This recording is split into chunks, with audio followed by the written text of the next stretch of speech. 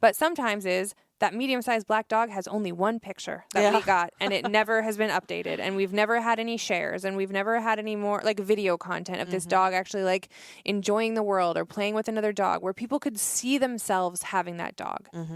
Obviously, if we've had a dog for 6 months and people are scrolling past it, they can't see themselves with that dog, with that content that you've given us. So we've got to make new content. So that's important. And if you need help, if you yourself right now are talking on a potato that cannot take a decent photo, just call. The rest of us have iPhones that have 600 lenses on them, and we can take you a nice picture of this dog. Oh my dog. Dog. Oh my dog. Oh my dog, hey. Oh my dog, hello. Welcome to the Oh My Dog podcast. We're talking about Holly's birthday. Yeah, that's what this whole episode is about. It's not even a big birthday. It isn't. But it is my birthday month, which has not been addressed yet on our last podcast or the podcast before that. That's crazy. We are in February, and we've got these podcasts that have aired, and not one of us has shouted about I this. feel like that's Pretty messed up. rude on your part, but that's fine. I know it. Well, I am one of those people that celebrates the entire month. I tried to as well. Kicked it off good with a supper club at Django. That was nice. Yes. We're going to keep going with it for the rest of the month. And Oh, yeah. She's going to report back with all of her birthday shenanigans on the next episode of what she's actually absolutely doing. I'll get back to you. Yes. But otherwise, we're going to talk about just like a few happenings here's and there's. But we kind of teased about that this episode is going to be about rescue and fostering, what it means, what rescue is like right now, as in like this moment in 2026, and like what we anticipate the change. It's all an ebb and flow thing, right? Like, you know, you may see certain dog breeds be more popular, and then they go away, and then, you know, all kinds of things happen. What was that breed what was that breed that Nancy was looking for? She said her friend wanted and I said, we don't ever get those in rescue. We have a foster who said, if we ever get a Clumber Spaniel, I'd like to foster it because I want one. I was like, I've literally never even seen a Clumber Spaniel. Like, we're not getting those. I don't even know what that is. Well, yeah, he's going to look it up here. Clumber Spaniel. She said a Scotty. Oh, yeah, a Scotty. I've never seen a Scotty in rescue. I've never seen a Scotty in rescue. If people are getting, that's a Clumber Spaniel. What the hell is that? A big, derpy, dopey Spaniel. So it's like a Brittany Spaniel with like a Mastiff head. Like, they're strange. Oh. Yeah. Springer Spaniel, Cocker Spaniel mix situation. No, thanks. It's a no from me as well. I don't really care for that look of dog. Well, you know, doodles were hot and heavy for like the last 4 years. It's getting hard to get rid of the doodles now. I mean, I'm it's over crazy. that. Before that, it was like Pom is on. Well, we had a Pomeranian breeder we were taking dogs from, but we did have Poms constantly, and I haven't seen one in years. I know. Crazy. Even like out in the world, I saw one at the dog world, out in the wild. Out in the wild, you don't even see them. Yeah. So anyway, I always say I want to kind of do some analysis on our master foster spreadsheet, and I never get around to it. Maybe ChatGPT can help us out with that, but it seems like historically this time of year is always slow. And we tried to be preemptive about it this year. Like winter time thing. Yeah. The holidays. Yeah. Anywhere from Thanksgiving on. Like the holidays through spring break. And then after that, it kind of gets better. Yeah. And I think that's a normal, natural reaction. You know, you've got family coming. You're doing Christmas shopping. And you're hosting dinners. And a new dog at that time doesn't make a ton of sense. I get it. Yeah, I get it too. But also dogs in need, that doesn't ever stop. Well, I was reading this report that I found on the ASPCA about shelter animals and transfers and things. And they basically said that there are seasons for adoption. So there are certain times of the year where adoptions are highs and lows, right? Mm-hmm. However, intakes remain the same. Mm-hmm. Like, yeah, sure. Yep. That makes sense. I mean, we do see kind of a burst of intakes, it seems like, before the holidays. But other than that, overall, pretty much the same all the time. Like, the dogs are just needing help all the time. Which, to me, that means the opposite side of that is the euthanasia rate. So if the intakes remain the same and adoptions spike, and adoptions drop, there's got to be a balancing act there. So unfortunately, I would say right now euthanasia rates are probably high.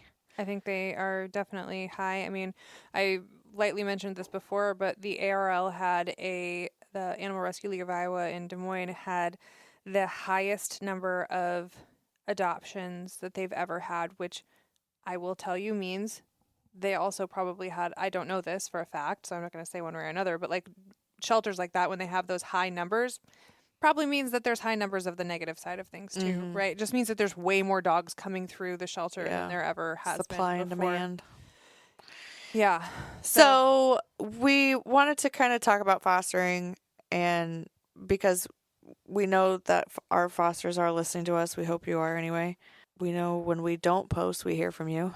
When we don't post our podcast, or no we hear from strangers. you. I suppose the strangers don't know how to get a hold of us as directly, but the non-strangers, which are typically our volunteers and fosters, are like, "Hey, you forgot to post the episode. Where's the podcast?" Oh, come on. We appreciate you. Busy. Yes. No, thank you. reminding us, Otherwise, I would honestly. forget every week. But we just wanted to acknowledge our fosters. We see you. We hear you. We understand. We've been there. We've done that. We get it. And we don't really know how to combat this. We just know that we're getting calls every day still, and we're getting surrender requests every day still. And it's, it's hard to balance out saying no and who to say no to and who to say yes to. Well, should we talk about that a little bit? Like how we choose what dogs come into rescue? Like number one for me is our only real rule for our fosters when they are choosing what dog, if you say yes and there's a place for the dog to go, we can say yes. Right. We don't care what kind of dog it is that's coming in. It could be this ugly Clumber Spaniel that William really wants. But, you can pick whatever you want if you're following along with us when we post people asking for help. Yeah. So if you're following along and looking at that and that dog is something that you feel like would be a good fit and you say yes, we can say yes. So that's number one, right? But then beyond that, as we're looking through like the shelter, like what kind of dogs do we always know, like, right. Sure. And obviously small, cute, fluffy things are easy to move. But it's not just about the number. It's not about how many we can move through our process or through Oh My Dog Rescue. I think sometimes we kind of ebb and flow based on what type of intake it is. So we might have a season where we take in a lot of surrenders, like owner surrenders. Yeah. And then we're like, hey, we've been taking in a lot of owner surrenders recently, and I'm over all these bullshit excuses. Let's get back to the youthless dogs. Yeah. And then we'll gravitate towards the youthless dogs, and we'll pull from shelters. We'll pull off a euthanasia list. We'll, shutting down breeder operations. If that comes through, that's a kind of another subcategory. So I think that's another way that we decide what's coming in and what's going out. Well, I always like to just kind of see a nice mix. So I will always... of course, but it never works out that way. No, it doesn't. But like in a perfect world, I always want to see that we've got a pit bull that we're helping because there's a million that need help. But when we have 90% pit bulls in our rescue, people don't come back and check if they're not looking for a pit bull. They'll just write us off as like, well, they're the lab rescue, they're the pit bull rescue, they're the doodle rescue. That's not what I'm looking for, whatever. Like our search terms on Google that we get like the most clicks and hits for, unfortunately or fortunately, is small dog rescue, which we don't advertise anywhere that we have small dogs. Sometimes we have a ton and sometimes we have zero. Like right now we don't have. I mean, except for the babies, but most of them are big. Yeah, so that's kind of where rescue gets a little it's psychology or sociology. Yes. You have to like figure out what the world's going to be able to do so you can help more dogs. And it feels businessy. Yeah. But it's more marketing. Yes. It's more like what are we able to market? What is the market doing right now? Like what breed is everybody interested in? So we know what breed's going to be surrendered 6 months from now. Well, and the other thing is like we can't just take all of the emergency dogs, because then what happens is we end up with all of these dogs that are not what people are looking for, and then they sit. And in a foster-based rescue, that's bad for morale. This is what I was trying to get. Yeah. I was trying to find a segue here. So just like you just said, if we have, all these pit bull mixes right now, we've got like what, 5 black dog, Yeah. medium-sized We have black a lot dogs of right medium-sized now. black dogs, yeah. We've got a couple senior dogs. We've got some special needs dogs. We don't have a lot of little tiny, obviously the litter, but that, Yeah, those will be out in 1 second. exactly. Well, that's the point. So now we've got 25 fosters right now that have dogs with them. Mm-hmm. And adoptions are very, very slow. And so that can possibly turn into burnout. Right. Where this dog's been with us for a long time, it's not moving, this isn't fun anymore. Well, and I'm not getting any applications. Mm-hmm. And then when they do get an application, they're going to jump on it, even if it's not a great fit, because they've had this dog forever and, Yeah. it's, not a good fit for their home, and they got to get, it's all this stuff. So I personally want to say it is okay to hold on to a dog until you feel ready to adopt it out, until you feel like you know the dog well enough to find it its perfect home. Sometimes we can get wrapped up in the let's get them in, let's get them out, let's get them in, let's get them out. We've got all these dogs to save. We got a backlog. Yep. But there will always be a backlog. There will always be a dog on our doorstep exactly that needs help. So let's do it right. Let's do it right by the dog. Let's take our time and figure it out. Yeah. And proceed that way. On the same note. Exactly. Yeah. If you've had a dog for a long time and it's not moving, we're not getting any traction, we're not getting any interest, it is absolutely 1,000% okay and normal to transfer a dog to another foster. And we have seen it work time and time and time again. And there's lots of reasons for this. One, it's a new audience. So your social media... The algorithm is different. Is different than the next person's. It's geographic location. So I am in Des Moines. Mm-hmm. My dog might get more views than a dog that is based in Boone. And correct. Or the right person might be in the Boone bubble, but not in the Des Moines bubble. They may be looking for a lab to have out on their farm or whatever. Like your Great Pyrenees poodle mix. Yeah. Like,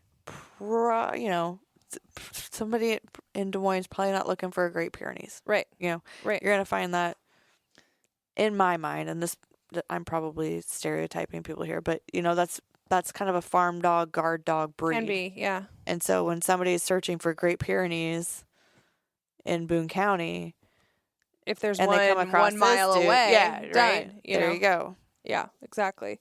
So, a lot of it's just a change of scenery, and it seems to kind of freaking work. Yeah. And so it can be, you can do that a full term, like a chain, like absolutely, like I'm done. I've had this dog since May. I need some help. I need something different. Please help, and we'll move this around. That's number one. Number two, maybe you're just going on vacation. And so somebody else watches your dog for that vacation while they have the dog on a short term, kind of like a respite foster situation. They post the dog. Their next door neighbor said, "Oh my God, I've always wanted a Clumber Spaniel." And then there one is, Absolutely. Now, on the opposite end of that, there are dogs that come in that maybe you get a little attached to, and you're just not sure if you want to adopt the dog or if you want to adopt the dog out. What's that like, Holly? I have no idea. It's also okay to take your time with that too. Mm-hmm. Obviously that's not like a 6-month situation. This isn't, rent a dog. Right. But, again, feel free to take your time, go at your speed. Just know that we're behind you, and we're getting requests for other dogs every day. So while this isn't what's the word I'm looking for? This isn't like an assembly line, right. We're not just, milling dogs through here. Right. Quality over quantity, but there's a line out the door. But there is a line out the door. Yeah. And it's okay to take breaks. So like we just had Marissa and her family that I mentioned in the last episode who took on a dog that spoke to her, and they haven't been able to or just been in a spot personally to take a dog in a while, and just continued to follow along in the mafia and reached out and said, "Hey, this one's the one. This is the one where we come back." That's okay. Mm-hmm. If you're taking a dog constantly, eventually you are going to burn out if you're not giving yourself, some sort of break. Yeah. I kind of equate this to like a New Year's resolution. Right. So if you're new to rescue, you got that new rescue mentality. You're going to save the world, save all the dogs in the world. And, it's one foster after another, and you're getting them adopted out, and you're having a lot of fun, and you're posting pictures on Facebook, and all your friends are jazzed, and everything's cool and going hunky-dory. And then life happens, and you got to take a break, or, you've got divorce papers sitting on your counter, getting ready to be notarized kind of thing. Right. And you need to take a break. And then before you know it, it's 6 months later, and you haven't fostered. Come on back. And you haven't The water's transported, and you haven't, come to an adoption event, or, whatever. It's kind of like those New Year's resolutions where you started out hot and heavy, going to the gym every day and eating your salads and prepping your meals. And then, in March, you're over it, and Well, you go on spring break and you lose your momentum. And before you know it, it's August, and you just got to get back on that pony. Yeah, exactly. I mean, seriously, we know that life ebbs and flows, which is like why we see these like changes in adoption rates and things like just generally throughout the year. And we see the same thing with our fosters during certain times and seasons. We've got people that have kids in school, and it's harder for them to take a dog during the school year. But the summertime, we're cool. The kids are home. They need something to do. Let's foster then. That's fine. You can always jump in and out at any point. So don't feel like once you're in, it is the mafia, so you can't get out. But I do think though that it's kind of like having a baby. So I've been told, like, there's never a good time. Right. And then once sometimes it happens, you just have to do it, and it becomes part of your life, and it's not as big of a deal as you think. Oh, yeah. Well, it's like when people even just, they have like one dog and they're like, oh my gosh, you have more than one dog. I don't know how you do it. I'm like, what do you mean? Do you, work a job where you have to go in on Saturdays? I don't know how you do that. I would hate that. Yeah. It's not for me. Right. But I know it's doable. Right. And I know that once you're used to it, it's fine. And if I had to, I would. I hate that turn of phrase. Like, oh, I don't know how you do that.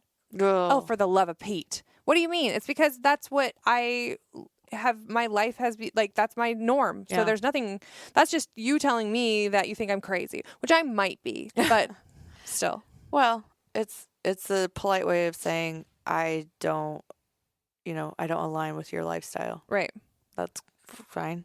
Yeah. Cool. Yeah. Good, great, grand. I don't need to justify it to you. Yeah. But that's fine. So, okay. So kind of jumping back to like the long-term foster thing, apart from like switching and moving a dog around, other things that we see with dogs that are sitting longer, and this isn't the case all the time. Sometimes it's a medium-sized black dog and they take longer, but sometimes is that medium-sized black dog has only one picture that we got, and it never has been updated, and we've never had any shares, and we've never had any more like video content of this dog actually like enjoying the world or playing with another dog where people could see themselves having that dog. Obviously, if we've had a dog for 6 months and people are scrolling past it, they can't see themselves with that dog, with that content that you've given us. So we've got to make new content. So that's important. And if you need help, if you yourself right now are talking on a potato that cannot take a decent photo, just call. The rest of us have iPhones that have 600 lenses on them, and we can take you a nice picture of this dog, right? Like, ask for Bring help. them out to Paws and Pints. We'll get some footage. Get a quick couple videos. I mean, that's the other thing. I know my parents struggle with that early on. Yeah. Getting content and photos. Because they were trying to make it perfect. Yes. Yeah. And Mom was, I don't know if it's going to be good enough, and just, just come take some. I'm like, Mom, I can't take all your pictures for you. Yeah. You have a camera. You have an iPhone. You have a finger. Take some photos. Take 20, and if one's great, good. Yeah. Send us 50 of them. I don't give a shit. We'll pick out the best one. It'll be fine. If there is a turd in the background and you need me to Photoshop it out, I'll do it. You know what I mean? She's done it. Yep. She's Photoshopped more than that, folks. Yeah, and quick little videos do great. Yes. Any little thing. You don't ever know what's going to speak to somebody. People are looking for signs all the time, and maybe the picture of them playing with a golf ball or something. Maybe there's somebody out there that's a avid golf enthusiast, and that speaks to them, and they're just like, oh. Somebody shares it and says, hey, I'm going to call that dog, what is it, Titleist, or what's the name brand of the golf balls? That's is that it? Titleist, yeah. There you go. See? Hey, look at us. Sports fanatics. Go sports. Yep, we know things. What's the score? Do we have a I score was yet? just going to look it up. Right now, although it is long since over, it is currently the Super Bowl, folks. We are so dedicated, and we're We didn't missing a even know who was national playing. holiday. We asked 4 times who's playing before we started here. Have they not even started yet? It hasn't even started. Oh, for the love of Pete. We're going to have to watch it. I'm not. No, I'm not either. I'll sleep right through that. You can tell me who won when I woke up. Yeah, maybe the Puppy Bowl is more our speed, probably. Yeah. Yes, so content. And you get better at it as you go. Asking your other fellow fosters for help and advice if you're having a hard time. So if you've got a dog that is not enjoying eating next to the other dogs, ask the group. Like, I feel like That's what the Mafia's there for. I feel like we're not using the Mafia Like we used page to. like we should, like for that type of thing, right? It's a crowdsource. These are all people who are like-minded, who are doing the same things as you. They have the same. They've gone through this. They've Well, had a dog that didn't like to walk on a leash, you know? Yeah, something happened to the algorithm, though, Yeah. and Facebook entirely. Did you notice that, like, 3 or 4 months ago? Everything got all wonky. It's a and, little like, weird. That's when we started the text alert thing because our posts weren't even being seen Yes, in our that's own true. group, in our own private members only group. I do feel like if many of us start posting more, then it's going to Yes. help. I think it's because we are not as active, and it's only just we're posting here and there when we need something. But if it's actual conversation of like, hey, you know, Augie Doggy's doing great. He hurt his toe, so I had to wrap it up. Like, That's just a good call out. like just tell us that. Like, tell the world so that we can say, oh my gosh, that happened to my dog. It cracked their toenail, and here's what I did. You know. You're so much better at that stuff than I am. Like when I see, like when I want to post something, I'm like, oh, I don't want to bother everybody. Or somebody will post something, I'm like, why did they post that? Like that, just Google it, and you'll pop in there and be like, oh my gosh, da da da da da da da, and then your friend Veronica will pop, da da da da da, and you're all like having this conversation about this, like the most tiniest little topic ever, and I'm like, okay, you guys are awesome. Have fun. I feel like that was backhanded, but it's true. No. It's nice. I'm just kidding. But It's a compliment. but I can't do that. it is nice to like have people that are like and like understand the same things as you and all that. Like Google is one thing. I can pull something up on ChatGPT. Yes, It's gonna tell me to like hit that paw with witch hazel and it'll be fine. But like, have you done that before? Because the dog's not gonna like it. And here's why. You know, like, yeah, no, I'm with you. It's funny. No, you're definitely. I should be better at that. I will try to be better. Well, I think we all should. Like, as a group, I feel, you know, just like you guys when you're fostering and maybe you need a break, Holly and I sometimes just are not as active that week because we're busy with other things and whatever.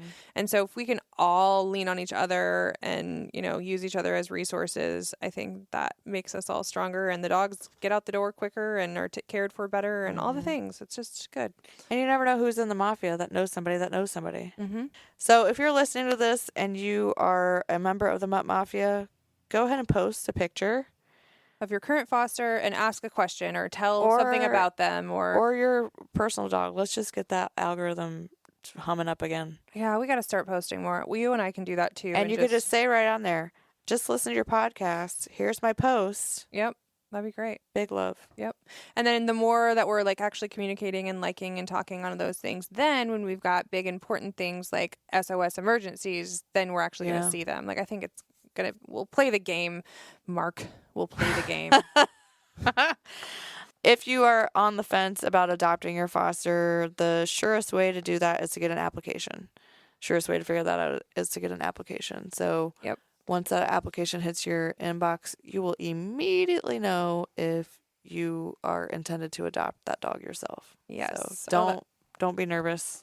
You remember the Don't be Tot Dot scared. story when Marcus wrote us that letter and he said, if these people are not the perfect match, she will be my dog. And it's like, oh my God, that's dramatic. But that's how he knew because he wanted her to have the very best. And if no one else was it, we could do that, you know? So, Oh, the other thing that you do really well that I get nervous about is you are always very honest about like behavioral issues or health issues. And I'm always like, how can I paint this picture to be a positive? well, that's a Chris Wellsism, good, bad, the ugly, you know? I know, but you're just like, yep, this is what it is. Take it or leave it. And then I'm there'll like, be somebody that's like, I've dealt with that before and it doesn't scare me. I know, It's it fine." always works for you. And I'm always over here with knots in my stomach thinking, Oh, how can I? Yeah, if I how say can I this sell dog this has dog? seizures, we'll never get him a home. It'll be all So it does work, just being open and honest about everything, and frankly, just you're not spicy about it. You're not like you just state how it is, not in a. right. Yeah. I mean, you're not.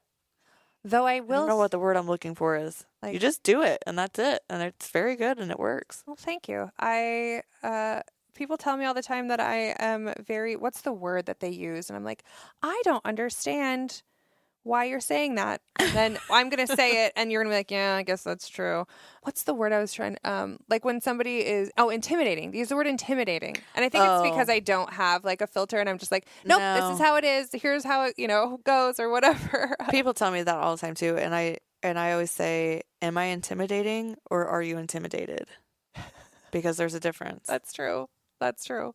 Yeah. I think it's yeah.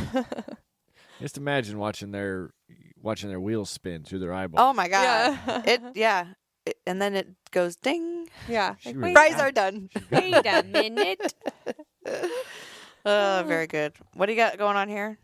Oh, next guest. Oh, Yes. yeah. I just want to talk about our next guest, which I realized I outlined what the book was about, but then I didn't copy and paste her information. So I got to go back and get that. But we've got a little book club for you all. Oh Okay. yes, we're starting a sub book club. Yes. A pup club, pup book club. Somebody come up with a better name for us, please. But there is an author and also someone who offers services to people who are bringing dogs into their homes to make sure that everything is, going to go well. You'll be able to bond with your dog. We hear that a lot. People will take a Copacetic. dog home and they're like, I'm just not bonding with the dog. Well, first of all, ma'am, it's been 12 hours. So no, you're not. But also this person, Katya Lidsky, and she's going to tell us if I said that right. Right? Katya Well, she Lidsky. called us Nikki Yeah, it's true. in the email. Am then I a Nikki fan? And then she came back. She goes like, on oh my the pod. gosh, I I'm didn't mean so to call sorry. you Nikki. That's Hilarious. funnier than you think it is. It is. We've never gotten a name wrong in our lives. So Hey, Haven. Katya Lidsky has a new book out called Be Your Dog's Best Friend, The Benefits of Mutual Bonding and Relationship Building. And it talks about bonding practices that can change the dog behavior and human behavior. What? We talk about this crap all the time. I think we're going to have a lot to say with Katya when she's here. So if you are interested in that, it's a really small book. It is. It'll be a quick read for all of us. And then we're going to talk about that with her. And then you can listen along and hopefully we ask the right questions that you're thinking after you read the book, and you can help others bond with their newly adopted rescue dogs and also bond with your own dogs, bond with your foster dogs a little better. You might learn a thing or two about, how dog and human psychologies collide and overlap. So Excellent. I'm very excited. Well, that'll be fun. Yeah, I think it's going to be very good. So We've got a couple guests lined up. We need to get some a of them couple scheduled. couple of them scheduled. Yeah. But We are making a good effort this year to try and have more guests on the podcast because we know you guys get sick of hearing just us rambling. So it's good. do they really though? I don't think so. They Good keep thing my listening. mic was muted. Yeah. Where have you been, man, Pet? You've been a little quiet today. Yes, yes. Are you intimidated? Oh, man. shit. Okay. Well, just know that we are so happy to have all of you that are listening as a part of the Mutt Mafia and a part of our foster group. If you're not already and you're interested in signing up to foster, visit our website at ohmydogrescue.org. We would love to have you in the Mafia. We would. We do have a few questions before you can gain entry, though. That's right. You got to pass the test, fill out some forms. Yeah. Yep, pen to paper. Anyway, happy to answer, though, any questions that you might have about being involved in foster-based dog rescue. It's all worth it. There are ups and downs, there's ebbs and flows, but it's addicting, and you'll love it. So, Yeah. Yep. All right.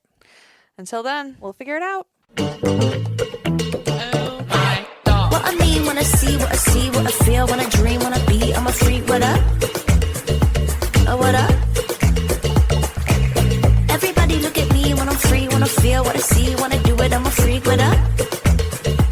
Oh, what up? Say what we got, it's hot to spot, give up the drop, see what we got, do what? We got to go, the body flow, too hot to show, the front row, we won't stop.